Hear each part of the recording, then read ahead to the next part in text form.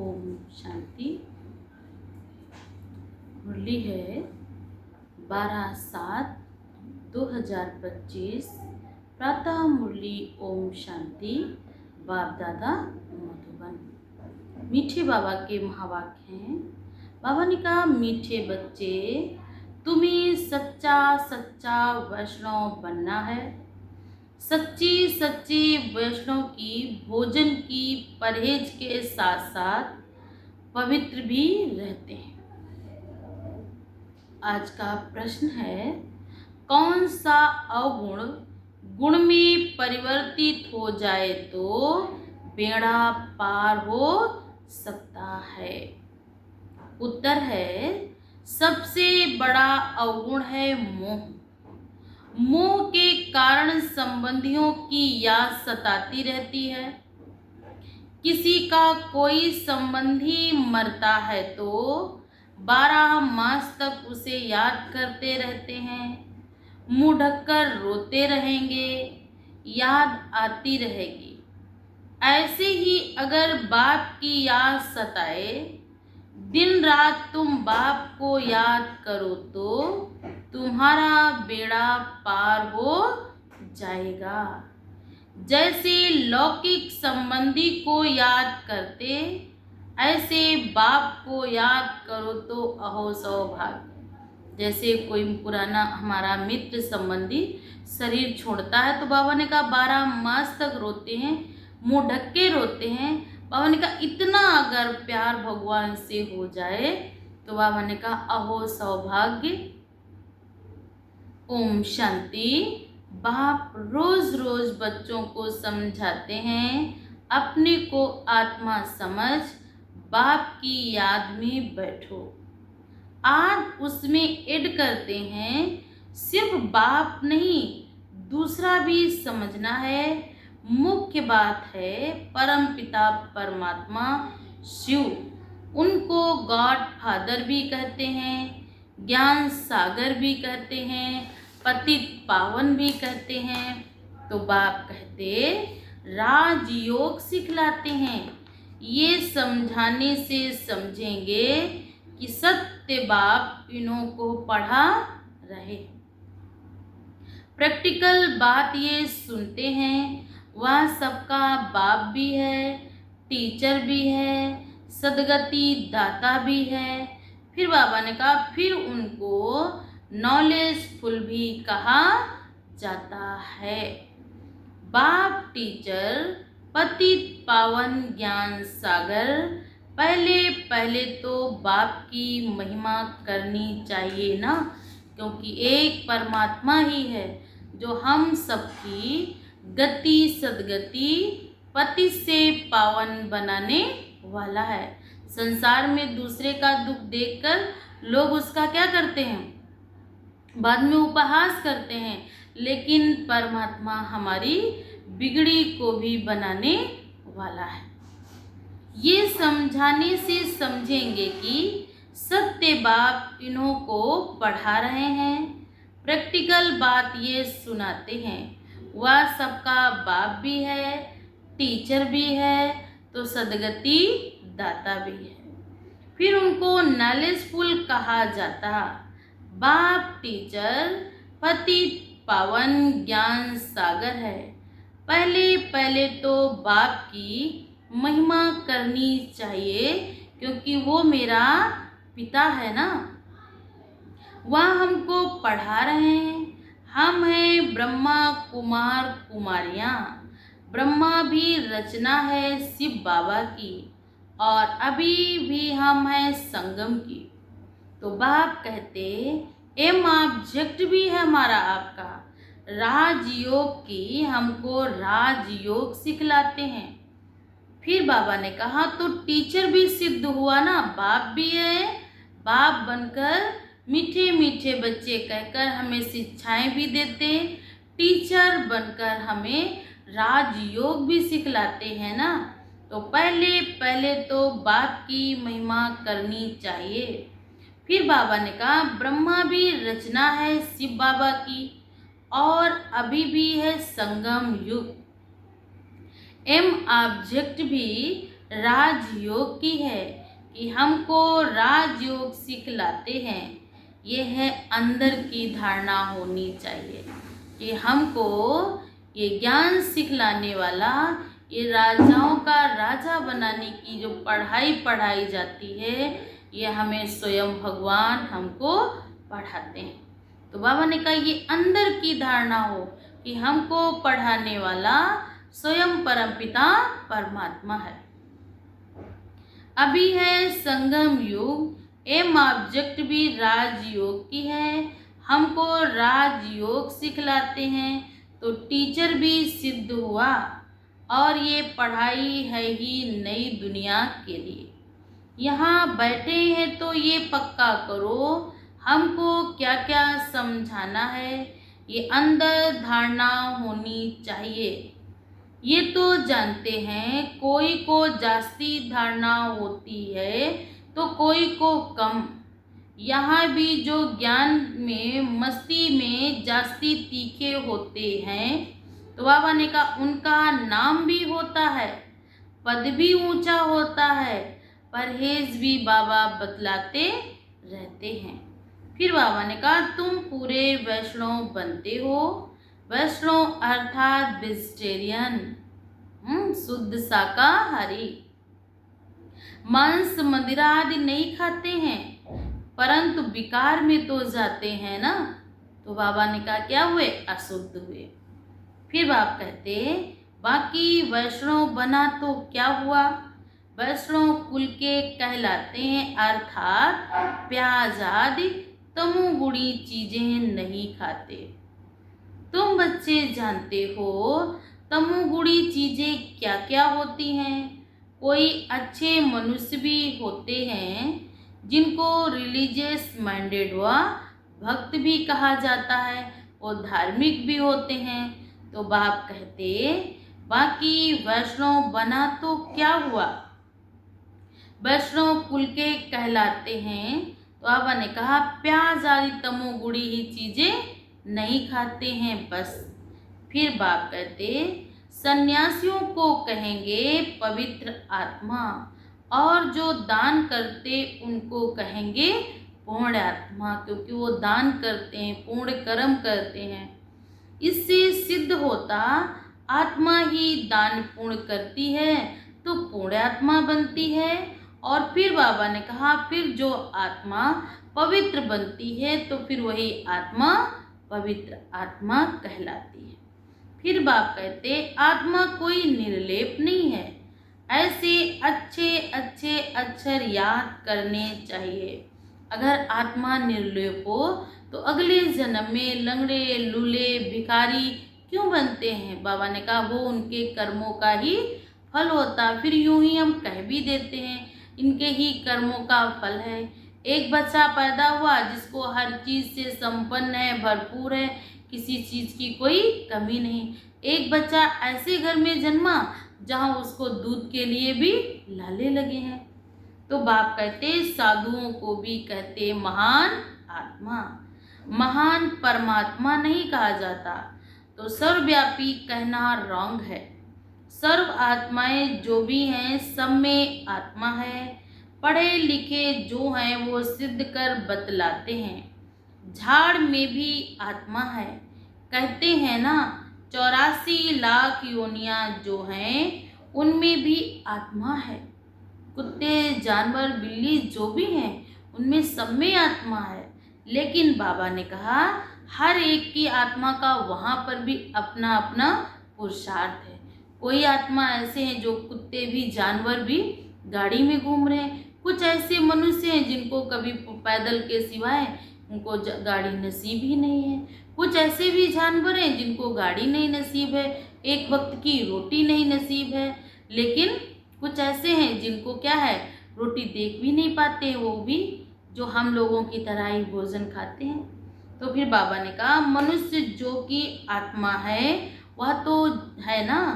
तो बाप कहते शास्त्रों में ऐसी ऐसी बातें लिख दी हैं कि आत्मा निर्लेप है, कुछ भी करो पाप पुण्य का कोई असर नहीं होता है। इंद्रप्रस्थ में धक्का दिया तो बाबा ने कहा पत्थर बन गया।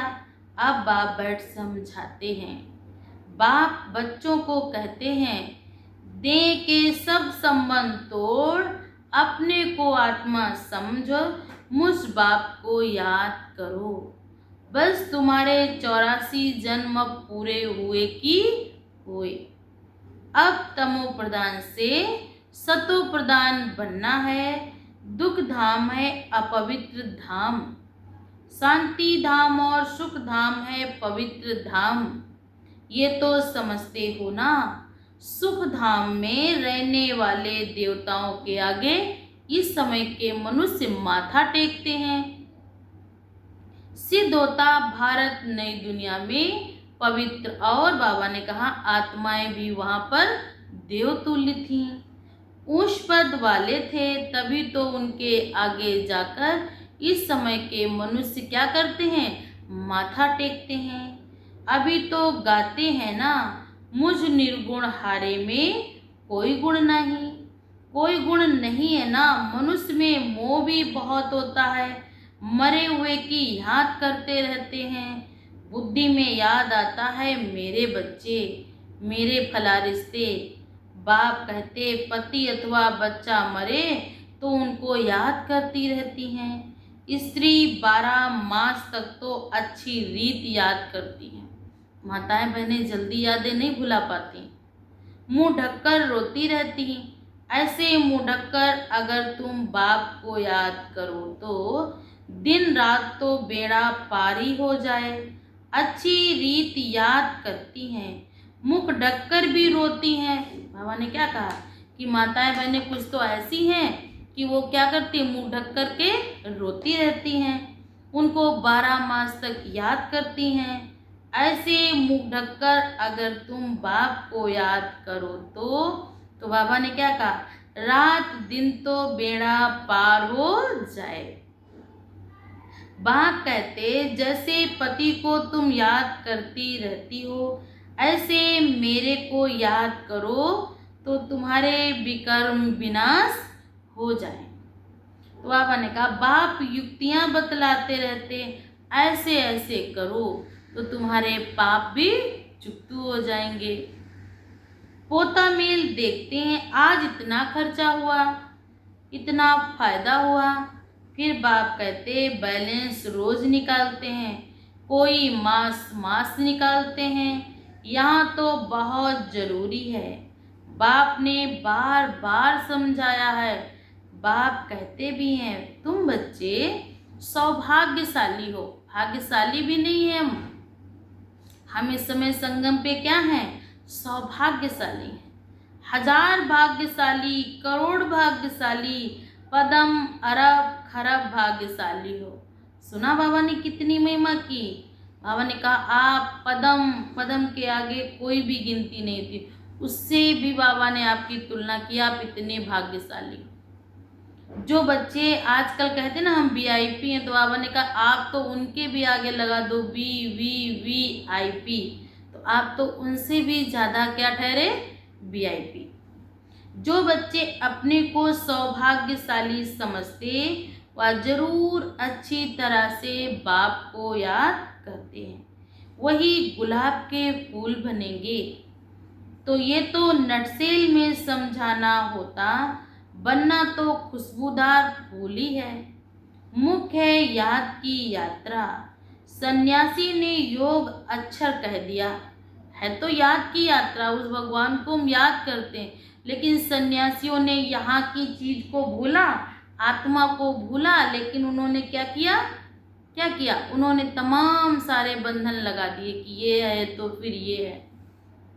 अलौकिक लौकिक बाप ऐसे नहीं कहेंगे कि मुझे याद करो और पूछे कि मुझे याद करते हो, तो बाप बच्चों को, बच्चा बाप को ही तो याद करेगा ना। ये तो ला है ना, ये पूछना पड़ता है क्योंकि माया भुला देती है। बाबा ने कहा पूछना पड़ता है कि बाप बच्चों को याद करते, बच्चे बाप को याद करते। यहाँ आते हैं, समझते हैं, हम बाप के पास जाते हैं तो बाप की याद रहनी चाहिए। इसलिए बाबा चित्र भी बनाते हैं तो वो भी साथ में हो। जो बाबा के चित्र बने हुए हैं वो बाबा ने कहा क्या हो, साथ में हो।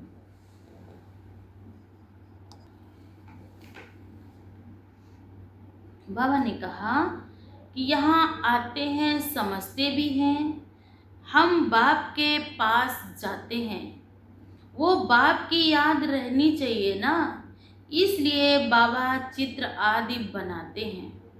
वह तो साथ में हो तो समझाने में भी अच्छा है।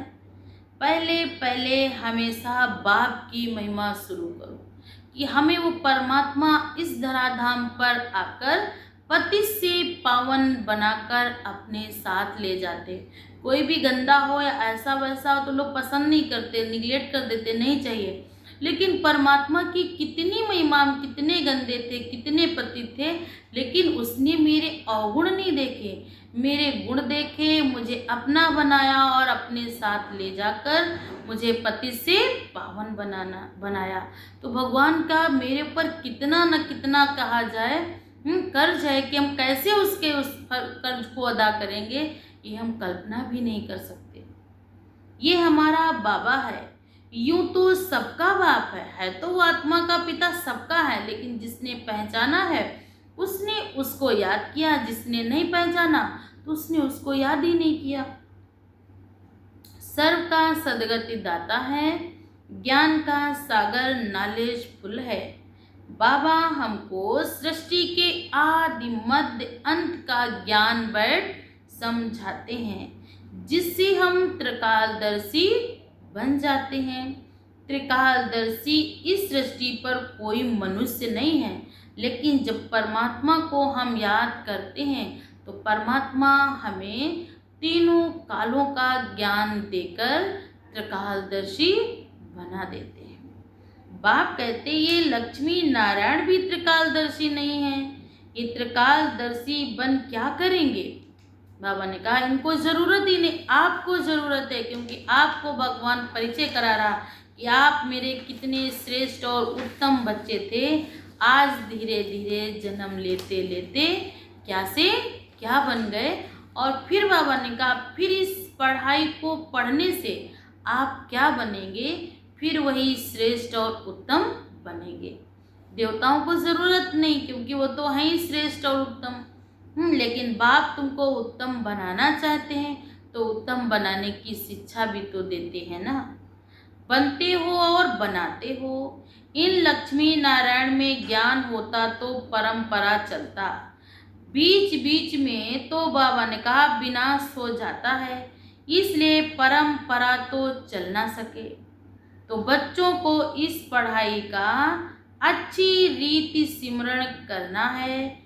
तुम्हारी भी ऊंच से ऊंच पढ़ाई है, हमारी भी कौन सी पढ़ाई है, ऊंच से ऊंच पढ़ाई है, संगम पर ही होती है। तुम याद नहीं करते हो तो दे अभिमान आ जाता है, माया थप्पड़ मार देती है।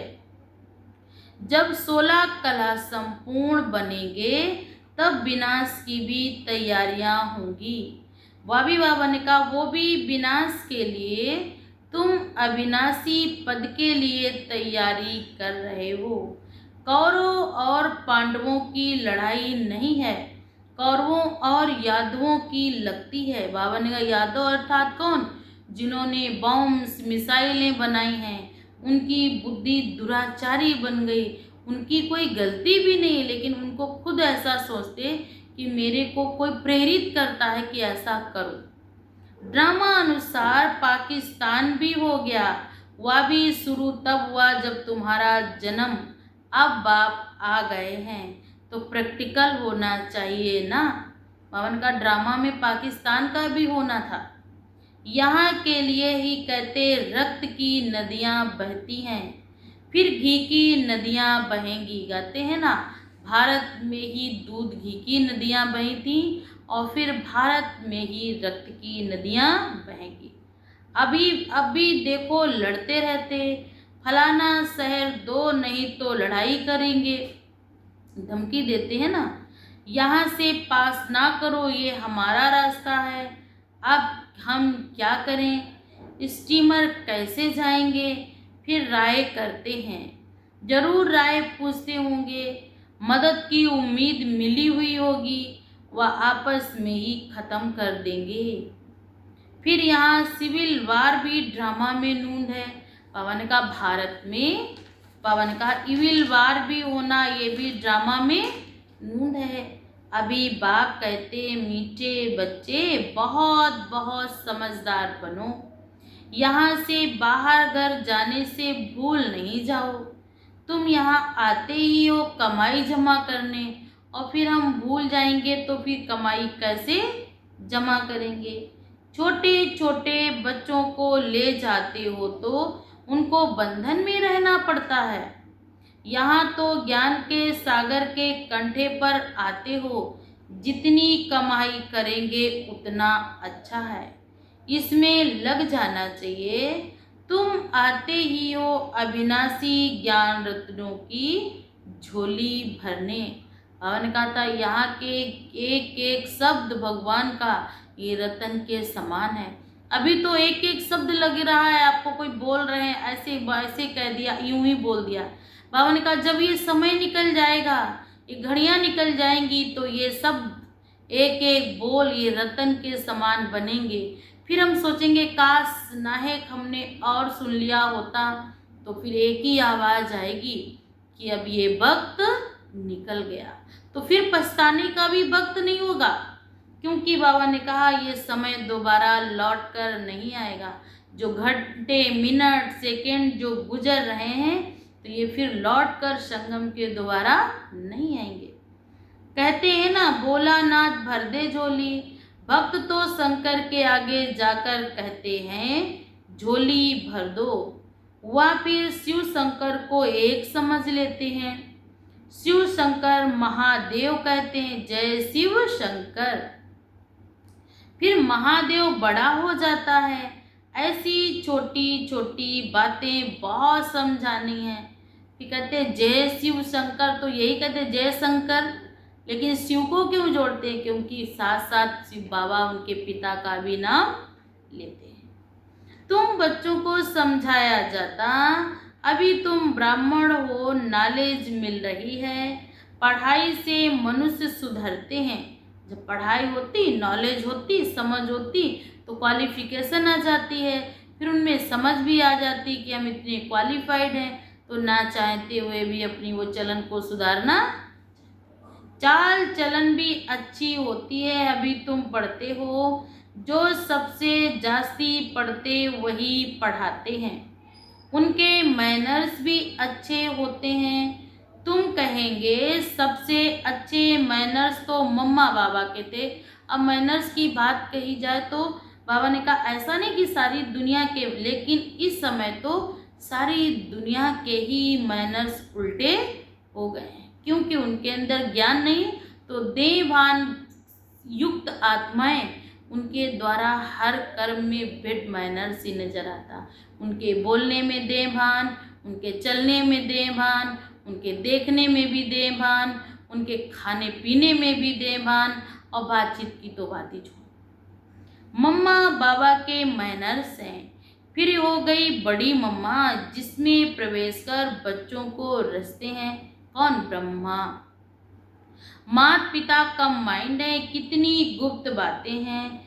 जैसे तुम पढ़ते वैसे मम्मा भी पढ़ती थी, लेकिन मम्मा के अंदर मैनर्स है। एक एक बाबा की पढ़ाई की यादें अपने दिल में समाई, वो संपूर्ण बन गई, तो उनको क्या पद मिल गया? राधे का। तो बाबा ने कहा जिसमें प्रवेश कर बच्चों को रचते हैं। माता पिता का माइंड है, कितनी गुप्त बातें हैं। जैसे तुम पढ़ते हो वैसे मम्मा भी पढ़ती थी, उसको एडाप्ट किया तो आपको भी एडाप्ट किया, लेकिन आप इतना श्रेष्ठ पद इसलिए नहीं पाए, आपने इधर देखा, इसने बोला उसने बोला है, उनकी बातें मन पे ली, फिर उन्होंने कहा उनकी बातें ली, तो सारा दिन उधेड़ बुन में ही करते रहे, तो क्या पुरुषार्थ कर पाएंगे? क्या स्वचिंतन करेंगे? क्या हम दूसरों का भला करेंगे जब हम अपनी ही बातों में लगे रहेंगे? जैसे तुम पढ़ते वैसे मम्मा भी पढ़ती थी, उनको एडाप्ट किया। सयानी तो थी तो ड्रामा अनुसार सरस्वती नाम पड़ा। ब्रह्मपुत्रा नदी बड़ी नदी है, मेला भी लगता है सागर और ब्रह्मपुत्रा का। ये सबसे बड़ी नदी ठहरी तो माँ भी ठहरी ना। तुम मीठे मीठे बच्चों को कितना ऊंच ले जाते हैं। बाप तुम बच्चों को ही देखते हैं, उनको किसी को याद करना नहीं है। उनकी आत्मा को तो बाप को याद करना, बाबन का उनको किसी को भी नहीं याद करना, उनको ही हम बल्कि याद करते हैं कि हे प्रभु आओ, आकर हमारे दुख हरो। बाप कहते हम दोनों बच्चों को देखते हैं, मुझ आत्मा को तो साक्षी हो नहीं देखना है, परंतु माँ बाप संग में हम भी ऐसे देखता हूँ। बाप के साथ रहता हूँ ना, तो उनका बच्चा हूँ तो उनके जैसा ही करूँगा ना। मैं विश्व का मालिक बन घूमता हूँ, जैसे कि मैं ही करता हूँ। मैं दृष्टि देता हूँ, देह सही सब कुछ भूलना होता है। बाकी बच्चा और बाप जैसे एक हो जाते हैं। जो बाप के कर्तव्य वही बच्चे के कर्तव्य, जो बाप की चीज पसंद वही बच्चे की पसंद, तो दोनों एक हो गए। तो बाप समझाते खूब पुरुषार्थ करो। बरोबर मम्मा बाबा सबसे जास्ती सर्विस करते थे ना, तो घर घर में भी माँ बाप बहुत सर्विस करते हैं ना। सर्विस करने वाले जरूर पदवी ऊंच पाएंगे, तो फिर फॉलो करना चाहिए। जैसे बाप अपकारियों पर भी उपकार करते, ऐसे तुम भी फॉलो फादर करो। इसका भी अर्थ समझना है। बाप कहते मुझे याद करो। फिर बाबा ने कहा और कहा कोई पर क्रोध करे तो तुम उन पर फूल चढ़ाओ। बोलो तुम अपकार करते हो, हम उपकार करते हैं। ये वाले फूल नहीं चढ़ाना, बल्कि अंदर से शुभ भावना देनी है। कोई बात नहीं, ये किसी का लिए गलत बोल सकते हैं, लेकिन हम आत्मा कल्याणकारी बाप की संतान, कल्याणकारी आत्मा हूँ। मुझे इसके अकल्याण की बात को नहीं सोचना। बाप खुद कहते हैं सारी दुनिया के मनुष्य मेरे अपकारी हैं। मुझे सर्वव्यापी कह कितनी गाली देते हैं। मैं तो सबका उपकारी हूँ, तुम बच्चे भी सबका उद्धार करने वाले हो। तुम ख्याल करो हम क्या थे, अभी क्या बनते हैं। बाप कहते विश्व के मालिक बनते हैं। ख्याल ख्वाब में नहीं था, बहुतों को घर बैठे साक्षात्कार भी हुआ, परंतु साक्षात्कार से कुछ नहीं होता। दर्शन हो गए, झलक आई, फिर ज्यों के त्यों। ऐसे ऐसे झाड़ वृद्धि को पाता रहेगा ना। ये नया दैवी झाड़ स्थापन हो रहा है ना। बच्चे जानते हैं हमारा दैवी फूलों का बगीचा बन रहा है। सतयुग में देवताएं ही रहते हैं, सो फिर आने हैं। बाबा ने कहा उनको भी अब इस धराधाम पर आना है, क्योंकि नई दुनिया की शुरुआत होने जा रही। चक्र फिरता रहता, 84 जन्म भी वही लेंगे। कौन लेंगे? बाबा ने कहा वही लेंगे। दूसरी आत्माएं तो फिर वहां आएंगी भी नहीं। 84 जन्मों में भी वही आत्माएं आएंगी जिनके 84 जन्म। कोई भी पाठ से छूट नहीं सकती। ये चक्र फिरता ही रहता, आत्मा कभी घटती नहीं। आत्मा ज्योति स्वरूप मेरी भी है, छोटे से बच्चे की भी है। न आत्मा छोटी है न बड़ी। हाँ, धीरे धीरे उम्र के साथ साथ शरीर के ऑर्गन्स घटते और बढ़ते हैं। छोटी बड़ी नहीं होती, आत्मा सबकी एक समान ज्योति स्वरूप आत्मा है। बाप बैठ मीठे बच्चों को समझाते हैं, कहते हैं बच्चे सुखदायी बनो। माँ कहती है ना आपस में लड़ो झगड़ो नहीं। बेहद का बाप भी बच्चों को कहते याद की यात्रा बहुत सहज है। वह यात्रा तो जन्म जन्मांतर करते आए, फिर भी सीढ़ी नीचे उतरते पाप आत्मा बन जाते। बाप कहते हैं जरूरी है रूहानी यात्रा। तुमको इस मृत्यु लोक में लौटना नहीं है। अब बस कहाँ चलना है? अपने पार ब्रह्म परमेश्वर बाबा के पास। उस यात्रा से तो लौट कर आते हैं, फिर वैसे के वैसे बन जाते हैं। यात्रा की 10-15 दिन तक कुछ नहीं खाया, गंदा संदा, और फिर बहुत अच्छे से रहे। फिर बाबा ने कहा यहाँ आए, फिर ज्यों के त्यों धीरे धीरे बनते चले। तुम जानते हो हम स्वर्ग में जाते हैं। स्वर्ग फिर क्या था? ये तो चक्र चलता है। यही दुनिया नरक था, दुखधाम थी। फिर यही दुनिया जब श्रेष्ठ मनुष्य हुए, परमात्मा इस धरा पे आए, तो इस दुनिया को, इस पृथ्वी को, इस वायुमंडल को, इस प्रकृति को क्या बनाया? पवित्र बनाया। फिर बाबा ने कहा यही दुनिया फिर स्वर्ग बनी। बाकी स्टार्स आदि कोई दुनिया में नहीं है। ऊपर जाकर देखने के लिए माथा मारते रहते हैं। माथा मारते मारते मौत भी आ जाता है। जो अंतरिक्ष में आते, कोई कोई तो मौत को भी गले लगा लेते हैं। ये सब है साइंस। ऊपर जाएंगे तो फिर क्या हो जाएगा? मौत सामने खड़ा, एक तरफ ऊपर जाकर खोज करते, दूसरी तरफ मौत के लिए बॉम्ब्स बना रहे हैं। मनुष्यों की बुद्धि देखी कैसी हो गई है। समझते हैं कोई प्रेरक है, खुद कहते वर्ल्ड वार जरूर होनी है। ये वही महाभारत लड़ाई है। अब तुम बच्चों को जितना पुरुषार्थ करेंगे उतना ही कल्याण करेंगे। स्टार जमा करना माना परिस्थितियों को बुलावा देना। तो बाप कहते खुदा के बच्चे ही हो तो भगवान अपना बच्चा बनाते हैं, तो तुम भगवान भगवती बन जाते हो। लक्ष्मी नारायण को गॉड गॉडेज कहते हैं ना। कृष्ण को गॉड मानते हैं, राधे को इतना नहीं मानते। कृष्ण को तो मानते हैं कि ये तो लॉर्ड स्वामी है, बाबा ने कहते भी हैं। कृष्णा को ईश्वर भी मानते हैं, बाबा ने कहा, लेकिन मम्मा को, राधे को इतना नहीं। सरस्वती का नाम है, राधे का है ना। तो बाप कहते कलश, कलश फिर लक्ष्मी को दिखाते, ये भी भूल कर दी। सरस्वती भी अनेक नाम रख दिए, वो तो तुम ही हो। देवियों की भी पूजा होती है, आत्माओं की भी पूजा होती। बाप बच्चों को हर बात समझाते रहते हैं। अच्छा, मीठे मीठे सिकंदे बच्चों प्रति माता पिता बाप दादा का याद प्यार और गुड मॉर्निंग। रूहानी बाप की रूहानी बच्चों को नमस्ते। हम सब रूहानी बच्चों की तरफ से रूहानी माता पिता बाप दादा को याद प्यार और गुड मॉर्निंग। नमस्ते बाबा, नमस्ते, शुक्रिया बाबा।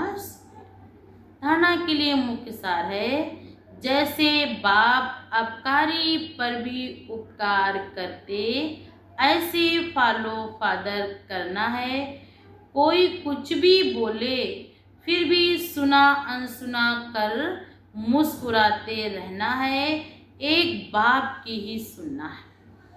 नंबर 2, सुखदायी बन सबको सुख देना है। आपस में लड़ना झगड़ना नहीं है। खबरदार बन अपनी झोली अविनाशी ज्ञान रत्नों से भरपूर करनी है। आज वरदान है, सागर के तले में जाकर अनुभवी रूप रत्न प्राप्त करने वाले सदा समर्थ आत्मा भव। आज का भावार्थ है, समर्थ आत्मा बनने के लिए योग की विशेषता का, हर व्यक्ति का और हर एक ज्ञान की मुख्य पॉइंट्स का अभ्यास करो। अभ्यासी लगन में मगन रहने वाली, फिर बाबा ने कहा, रहने वाली आत्मा के सामने किसी भी प्रकार का विघ्न ठहर नहीं सकता। जो एक बाप की लगन की अगन में मस्त हैं, तो बाबा ने कहा उनके सारे कार्य वो प्रभु जगत नियंता स्वयं देखता है। बाबा ने कहा कि इसलिए अभ्यास की प्रयोगशाला में बैठ जाओ।